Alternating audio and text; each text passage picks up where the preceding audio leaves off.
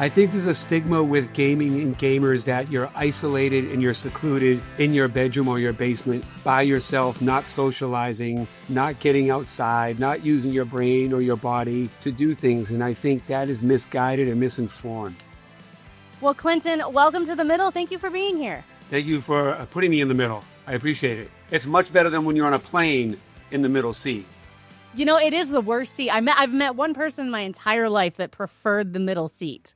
Let me ask you this. I want to ask your philosophy on this. I feel like if you're in the middle seat, you automatically should be able to, you should get the armrests on both sides. I agree. I agree. It should just be universally understood. Like, move your arm, man. Like, I'm crushed in the middle. I need someplace to put my arms. Yeah. I do it all the time. I mean, I've gotten more bold with it as I've gotten older of just kind of forcing my way in and saying, I'm here. Especially on the longer flights, you know, a little puddle jumper. I used to fly a lot from Chicago into Michigan, 20-minute flights. All right, whatever. The difference is if you banged into my arm and pushed me over, I'm just going to be like, this girl wants to hit the armrest. If I bang you, that's a problem. So there's a difference. I can't mush a girl out of the way. Well, we'll have you on maybe another episode to talk about the middle seat in flying. But I wanted to ask you today, I want to kind of kick it off with a question I think every sports fan has at some point or another. Is gaming and is esports, are they actually a sport? Well, you're talking to the guy that's making it and making sure that it is and recognized as. So, you know, being the founder and CEO of the Global Gaming League, one of our goals was to, one, make gaming accessible to the billions of casual gamers around the world. You didn't have to be a hardcore esports player to join this league and rise in the ranks and be on a celebrity-owned team. But also, you know, much like fishing or darts or bowling or golf, or, you know, when you look at gaming and people that really take it serious, you have the same commitment, the same focus, the same discipline, the same practice. If you're on an esports team, then you have coaching and, you know, it all aligns with everything else that would align with any other kind of sport, you know, take away the physicality of it. But there is still also a lot of the stress and anxiety, and not as like, you're not going to get a concussion gaming, you know, unless you're psyched and you fall back in your chair. But like, you know, you're not going to get hit by somebody and you don't have to dunk a ball. But there is still, you know, the mental strain on it. There is, you know, your hands, you know, you're sitting, you know, sitting in any kind of position, in any position that you're in for a long amount of time. If you're a catcher in baseball and you're squatted down for a long time, it takes a lot of time to get used to doing that, right? An umpire's back. He ain't even playing, but him leaning over, you know what I'm saying? So I think people that may front on it, that it's not a sport, are those that, one, aren't too interested in playing games, or two, define a sport as something that's physical. But I mean, I just named a couple of things like, you know, darts and sport fishing. You know what I'm saying? Like, is it really?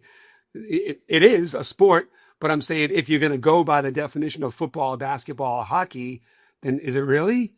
The answer is yes. We've all decided as a world that the answer is yes. So I would say that gaming is in that same arena. And can you, just for our listeners who may not know, can you just help them understand the difference between esports and gaming? Absolutely. So you have two different types of gaming. You have esports on this side, then you have gaming. Esports is reserved for the hardcore endemic gamers that grind 8 to 15 hours a day, hoping to be on an esports org that hopefully gets selected to be in a closed league, which is like a one-game league like Call of Duty or Valorant or Rocket League. It costs millions of dollars to run that kind of team. Gaming is everything else, from Madden to 2K to Mario Brothers to Tetris to Tekken. All of that is gaming, right? Gaming is not part of esports. Esports is, they're two separate things, right? So this one over here is for the hardcore fans that really know and understand every single intricacy about esports. Gaming could be your mom, it could be me, it could be someone that's a hardcore gamer too, but enjoys casual gaming. So esports and gaming are not the same. You know, they're all gaming, but esports is a narrowed down version of gaming that's reserved for a hardcore audience, and it's a very niche audience too. And I'm assuming you're a gamer, or are you? How'd you get into it? Yeah, I mean, I've been gaming since the Atari 2600. So, yeah, I've been Gaming my whole life, had everything from Atari to Nintendo to Intellivision to ColecoVision to Sega, everything. But at the time that I got into gaming, seriously, business wise, I Hmm. wouldn't consider myself. I mean, I guess everyone that even if you casually play on your phone, you're technically a gamer. But to people that are watching, that would probably define a gamer as someone that's hardcore, doing it all the time, plays every game, and da da da. I wasn't that kind of a gamer. I was a casual gamer.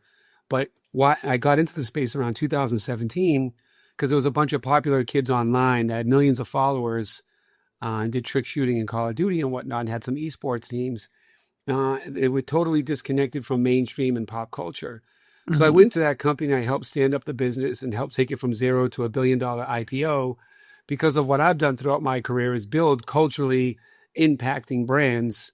And I'm a Grammy nominated multi-platinum songwriter and producer. I've sold over 80 million records. So I've worked with all the biggest names. So when I got into the gaming space, I realized like, oh, this is a place where you can bring gaming, music, fashion, sports, celebrity, culture, the pageantry of WWE and the smack talking of UFC and bring all these things together. So I was like, man, it's crazy that there's no WWE, UFC, NFL, or video gaming. If I can Hmm. build teams to be successful, why don't I build that? So I hit my friend T Pain, who's also a gamer. You may know him from his hit Yep. records. And I said, dude, we need to bring this to the culture. We need to bring this to the streets. We need to make people understand how much opportunity and possibility is in gaming because it's the one thing you don't age out. It doesn't matter your race, religion, That's region, true. handicap, gender. You could be 700 pounds. You could be non-athletic. You could have no legs. You could be 71. You could be 17. You could be a Major League Baseball star. And Yeah. it's all a level playing field where anybody and everybody become a breakout star in gaming. And I think a lot of people don't understand that or recognize it because you know, people think that it's for like dudes or dorks, or Hmm. like, or Yeah. young kids. And it's not. The average gamer now is 35 years old. I read that. 46% of gamers are female. Yep. In the States, one third of gamers in America are over 50, right? Oh my. And like, yeah, people just don't even recognize that because they also don't understand what it means to be a gamer. If you play Hmm. Doodle Jump on your phone, you're a gamer. You know what I'm saying? If you play 2K, all of this is considered being a gamer. It's just different levels of gaming and different genres. But the idea of playing something digitally, on your phone or a console or a PC, you're a gamer. And that's why I wanted to create something for everybody to be a part of with the Global Gaming League and not just for the hardcore endemic esports aspiring players. What is that untold side of gaming culture that this mainstream media is kind of missing? To your point, they've kind of painted them as this certain demographic when they're not at all. I think there's a stigma with gaming and gamers that you're isolated and you're secluded in your bedroom or your basement by yourself, not socializing, not getting outside, not using your brain or your body to do things. And I think that is misguided and misinformed. The gaming community is a global community where people make friends from all different walks of life, cultures, regions, races, religions, and they're actually getting to learn and know people in a way that they would have never known had they just went outside and rode a bike in their neighborhood, right? So, I mean, when you think about sports, when they're playing hockey in a rink, is anybody parent saying, "Why are you in the rink all day? Go outside. Why are you in the court playing basketball all day? Go outside." It's just a different means of doing something that you're passionate about, you're excited about, that you can build a career around, and you can make lifelong friends around. What do you think it does to someone who does hear, who's either maybe into gaming or wants to get into it and hears that something they're really passionate about is kind of dismissed as like not a real thing? What do you think that does to them? That's another thing too about gaming. The community, I mean, I can tell you right now in our Global Gaming League Discord, when I jump in there as a CEO and I just check in with everybody and they get super excited that the CEO is that involved, like I see people in there talking about their day or they're having trouble at work or someone's girlfriend just died recently in the Discord. And like you can see all of the community coming together to support. And like what other sport like can you sit there and actually have full-blown conversations while you're playing and dominating on your boy while you're having a meaningful conversation? You know what I mean? Like it's it brings people together in a way that's so unique and so global and so non-discriminating that I think if people open their mind to realize, they would see that this is the next biggest thing in the world, and it already has the largest entertainment audience in the world. More than anything else, gaming has the largest entertainment audience anywhere else. So it was time for a league like the Global Gaming League to come in and legitimize it. And, gamers are athletes and gaming is a sport, and the Global Gaming League is here to cement that. Did you have a moment where you kind of thought someone needs to build what you're now building? Like something needs to be different in this industry, and it might as well be me. Everybody I know that games, whether casually or considers himself to be awesome, but not good enough to be, in an esports team, because that's another level of awesome. Like, they're not going to stop doing, like Jonas Brothers, Terry Crews, Jessica Alba, T-Pain, Offset, like Megan Thee Stallion, Mookie Betts. They're not going to stop doing the thing that they're awesome at doing to become a full-time esports player. However, they want to be recognized as being a badass gamer. They want to build business. They want to compete. They want to make money. They want to talk crap. They want to do all that stuff. But there wasn't anything there to do that unless you were just giving all up and going to try to be an esports player, which, by the way, that doesn't even last that long. And no one's really paying attention to it. So, yeah, I had the aha moment when I was at Face Clan, like, this is way bigger than just one organization or one team. When I called Mark Wahlberg, first question I go, hey, what do you know about video gaming? He was like, shit. When I go, do you let your kids game? And he was like, a couple hours a week. And I said, dude, imagine if your mom and my mom only let us do music a couple hours a week. Neither one of us would be here today, right? And then he was like, okay, I'm listening. So then, like, as I tell him about it, he's like, honey, we got to let our kids play some more fucking video games. It's just because people don't know, because of the stigma that's around it. So explain to us how does the Global Gaming League work? And kind of not, I always say not the press release version. How do you explain it? If you had to talk to my 78-year-old dad. I would say, imagine the NFL, but there's two teams on stage, and instead of throwing a football, they both compete against each other in video games. There's 4 people on each team. There's 4 different games that we play. Each round is a different game, and you can only use one of the players on your team for each round. So that's how you compete against, and then whoever wins at the end wins. So look at it like, and the teams are all owned by celebrities. The Global Gaming League is a league of celebrity-owned teams. So think Howie Mandel, T-Pain, Flavor Flav. They're all the team. They're the Richard Kraft. They're the Robert Kraft. And, so they're the Robert Krafts of the league. And they own the teams. Some of them play, but some of them just own the team. And then they're on a big stage. Like, just picture any other stage. It's not a court or a field. It's a stage. You got their team over here, this team over here. They both have their booths that they sit at, giant screens so you can watch it happening. And then they play against each other. You're watching. It's just as exciting as watching a regular sport.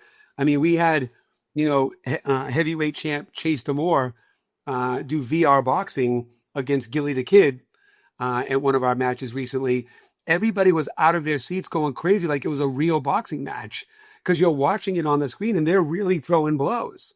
So, like, it's really exciting. I mean, I would argue it's way more exciting than some of the other things I said earlier. Like, you're not on the edge of your seat on a golf game. Like, you're not just like, dude, he's about to throw the next dart. Let's go. Like, nobody's doing that, right? But, like, when you're watching Call of Duty, it's like, blah, blah, blah, blah, blah.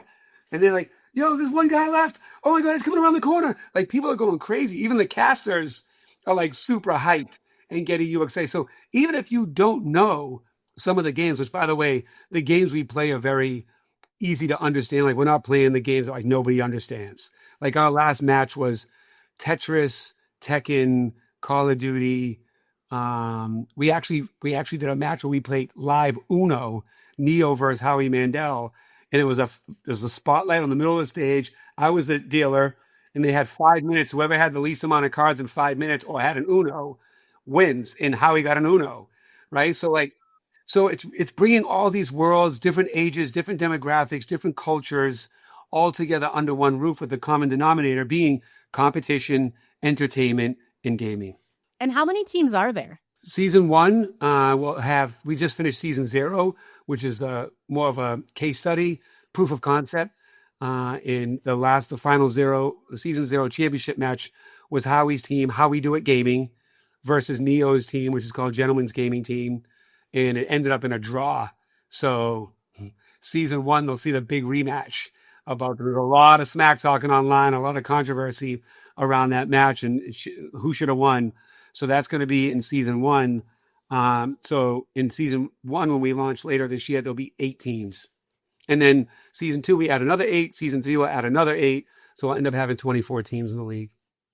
And who can join these teams? How do people get involved? Yeah, great question. So we built the first and only online gaming platform called gglprimes.com. And it's the only platform where you can compete. You can sign up, compete daily, rise in the ranks from our Primes League to our minor league to our major league. The best of the best from the minor league make it to our draft. We'll have a real draft, just like the NBA or the NFL every year. And the best of the best get drafted to our major league, which is our celebrity-owned teams. So you can log on to gglprimes.com right now, sign up, claim your name, compete daily, rise in the ranks, make money, enter tournaments. We also have master classes in there where we have everybody from the Damon Johns to the Jeff Hoffmans of the world coming in and giving master classes, because one of the things that I really care about is empowering people. And if I'm going to help to try to make somebody the next breakout athlete in the league, I also want to teach them financial literacy, networking, communication, branding, all that stuff. So if you're in the league, every month we have a master class with a really big executive and high profile person that's going to give, I have Chase Bank coming in to teach financial literacy. So we have stuff like that. We have, we're giving away prizes. In fact, this past week, we just gave away a signed PS5 that's signed by Flavor Flav, Neo, T-Pain, Adam W., and a whole bunch of people. So it's got a huge community. We had 20,000 people sign up in the past 3 weeks. So it's growing really fast. So it's a fun place to go. And even if you're just curious about gaming and understanding, joining the league and our Discord you'll have a really embracing and warm community that'll welcome you. Even if you're just looking for friends and you want to casually game and not rise in the ranks, awesome place to just meet people and hang out and game and shoot the shit if you want. And you kind of touched on it, but what are all games in there? All types of games? Yeah, every game, you name it, it's in there. So we have tournaments around every single game. And one of the greatest things is we solved 2 major problems. One, a place for the billions of casual gamers around the world to join a league, rise in the ranks, be on a global leaderboard, have their own dashboard, be able to talk smack. We even have a private messaging in there so people can challenge other people to games and whatnot. So we solve the problem for casual gamers and gamers to actually really rise in the ranks and have a place to become a professional doing something that they're passionate about. On the other side, we solve the problem. 1,000 independent games come out a month. They do not have a place. Yeah, most people don't know that. So they have no place to go and promote directly to a community, to create tournaments and competitions, to create social clips, to get data analytics, to run beta testing. So we've solved that problem with our platform too, where it's now a discovery for new games as well. So players come there and we're introducing new games, new developers introducing games. So like I said, that's why I said Amazon, Facebook, Rolling Loud, because we're bringing all of these the social aspect, the e-commerce aspect of it, the sports aspect, the entertainment aspect. It's all under one roof. And obviously folks are gaming in their own personal homes or wherever they are. But at some point, you mentioned it, there does get to be this in-person community event, right? Yep. Yeah. So people, when they play online, obviously they play on their phone, on their console, or on PC. But like as you grow through the ranks, if you do make it to the majors, then yeah, now you're a paid gamer on a celebrity team. You're hanging out with, Snoop Dogg or Lil Wayne or whoever's team that you make it on, and you're getting paid and flown out to LA to play for your team. Wherever you are in the world, you could be in Nigeria and you're getting brought out. This pipeline that you are building, you said, anyone can get in and then they can move up through the ranks to all the way up to the top. So this pipeline that you're building, first off, do you think that lack of pipeline that we haven't had in this industry before, has that been why it hasn't been taken seriously? Because it was kind of just the top level or nothing? Yeah. Until the Global Gaming League, you were either a hardcore professional esports player who could join a league and make money, or you're just a regular gamer that there's really nothing for you. There's been online platforms for you to enter like into tournaments and make, $20, $50, $100, $5, as a casual player. Those exist. There's a bunch of online gaming platforms. So we're like, how do we come in here and just turn it on its head in the spirit of uplifting the entire industry so that everybody could thrive, not to just dominate and knock everybody out the box. It was like, there's billions of people here, but nobody's paying attention or taking it serious on how to build, as you said, the pipeline or platforms for people to have opportunities to rise in the ranks, to make money, to, be part of communities, to connect with new people that they haven't connected with before, or make a career out of the thing that they're passionate about. So we built the platform for any and everybody to rise in the ranks and to make money. And there has never been a thing where people could go to a platform and rise in the ranks, because there's never been a league to rise to the ranks to be part of, right? So, and that's what really makes this special, in the fact that we're a multi-title league, where it's not just, okay, I have to play Call of Duty in order to matter, or, I have to play Valorant. It's like, it's any and everything as described in all the games that we played earlier. And what I love about that is, most kids, or I should say kids, anyone who joins, if they don't strive to that ultimate level, like, that's okay. They're still going to walk away with something. They're still going to have, to your point, that community, that sense of this was worth it. Even if I didn't make that upper echelon, which up until this point, that was kind of it. It was either, if you didn't make it there, that was the definition of success. So I love that there is now that definition of success can match whatever the person who joins the Global Gaming League wants to get out of it, and not anyone else's definition. 100%. Like, it's not, the great thing about this, like, yeah, you can make it to the top, but that's not the only definition of success in here. There's so many other ways to be successful and find happiness and joy and being a part of this league. I mean, every other sport, you're just trying to be the best of the best so you can get to the top, make the most money, and be the star, right? Yep. Ultimately, obviously, I'm leaving out the passion and it's your love of the game and all that stuff. But like, success-wise, right? Yeah. But like, this is like, you're making friends, you're building community, you're winning money, you're winning all these prizes, you're in this raffle, you're learning from the best of the best in our master classes.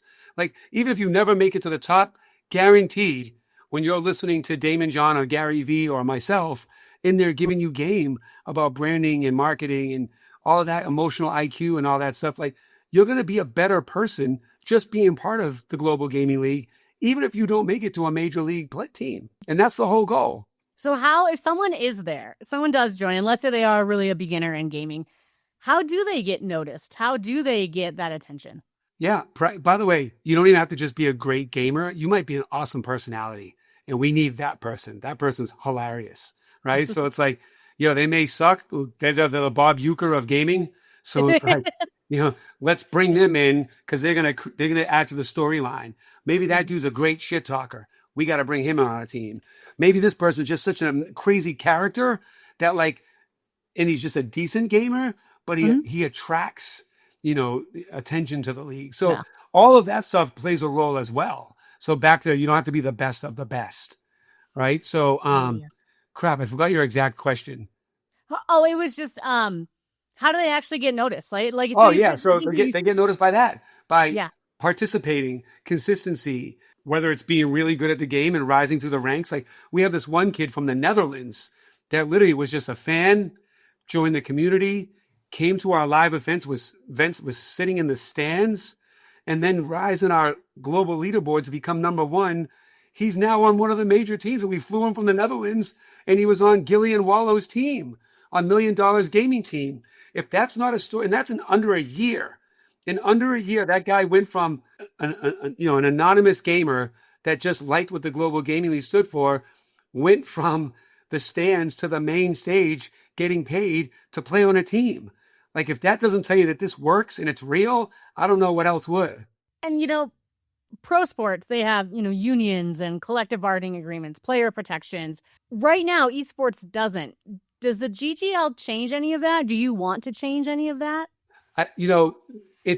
That'll be determined by our growth, right? So, like, we went to the top law firm to get the most stringent agreements and contracts and player agreements at the beginning, and, spend hundreds of thousands of dollars on contracts that were like, do we really need these? These are like way too strict right now. Like, let's have fun, right? Like, when a problem happens, let's address it when it happens, right? So like, let's just make, basic guidelines like can't do this, can't do that, misconduct and all Mhm. that kind of stuff. Like, you get penalized or thrown out, all the basic, human things. Like just do the right thing type shit. You know what I mean? Yeah, And, yeah, yeah. and then kind of basic rules around the gameplay and then the format and infrastructure. But I'm sure there's going to be things that we didn't have rules for yet that come up over the next 2 years that we'll have to start implementing the rules because we're creating a new category. Like we're defining a new industry, a new sport. You know what I mean? No one's going to have all the answers at the beginning because problems are going to come up later that we didn't think about.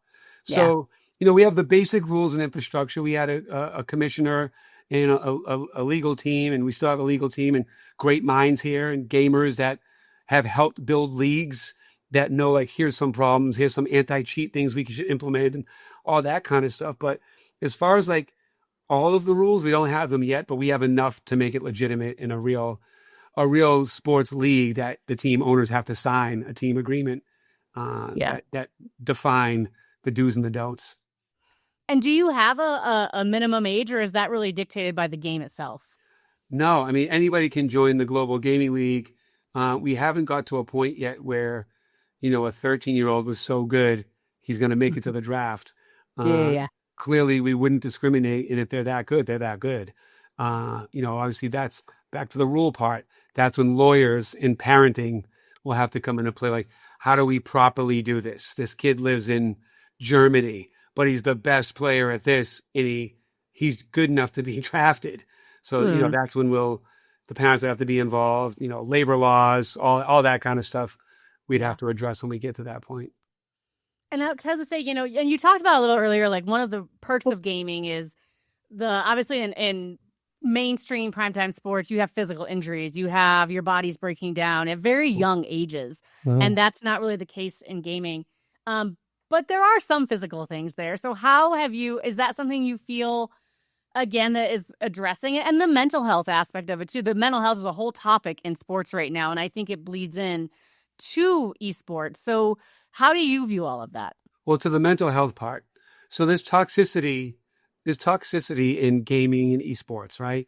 I mean, women are always being harassed and, there's always going to be some jerk guy that's, oh, you shouldn't be in gaming, go in the kitchen, some stupid shit. Like that's always going to happen. You can't make a dick not a dick, right? But what you can do is you can provide a safe, welcoming community and environment.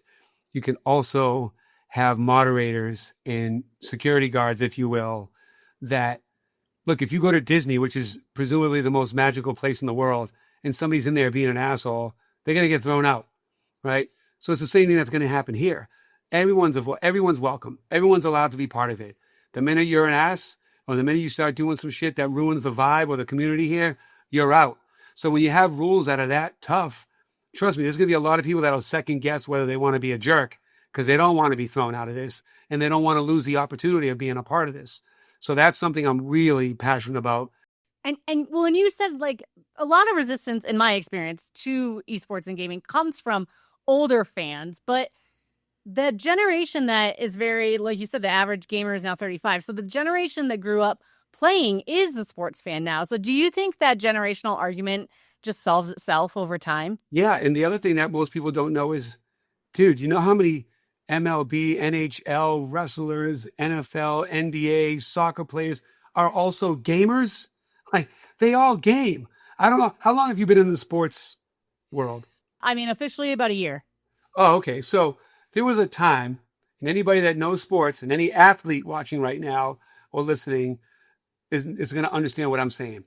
There was a time years ago, you played the game, you went to the locker, you showered, you went to the club, you looked for girls, and you did your thing, right? That's what it was to be a successful athlete, right? Now they go to the shower, they go back to their hotel rooms, and they game against other players. They set up LAN events where they all connect their shit together. Like, I can't tell you the amount of athletes that care more about gaming than going to the club and chasing some ass. It's a totally different world. I mean, I'll tell you, for wives, you should encourage your athlete husband to game. It's like anti-cheating because they're playing games with their boys rather than out at the club getting drunk and doing something they might regret. Wedding advice for Taylor Swift and Travis Kelce whenever that happens. Yeah, exactly. The Olympics have been experimenting with esports inclusion. Is that a step forward in, I hate to say legitimacy, but in legitimacy in your mind? It is a step forward, but I will tell you, esports in its current form will have a very hard time, if ever, crossing over to mainstream and pop culture and connecting to the streets. Because as I said, it's very niche. It's kind of a broken model. It doesn't attract, people that are not hardcore esports players. There's nothing really there for them. You either got to know these players or really be a hardcore fan of that specific game. So even if it's in the Olympics, which is amazing to say esports in the Olympics, it's, look, I came up through hip hop. Every step was hip hop being more legitimized and another door opening to then becoming the number one genre in the world. Right. But everything that, esports is doing and those behind pushing esports is helping to make the bubble bigger and bigger and bigger and bigger. So inevitably it will bust and pour all over mainstream and pop culture. But you need something like the Global Gaming League that does automatically connect it to celebrity, to community, to culture, where it resonates more than just hardcore esports. For a lot of people, esports will be force-fed to people in the Olympics because there's going to be a lot of you that, look at breakdancing.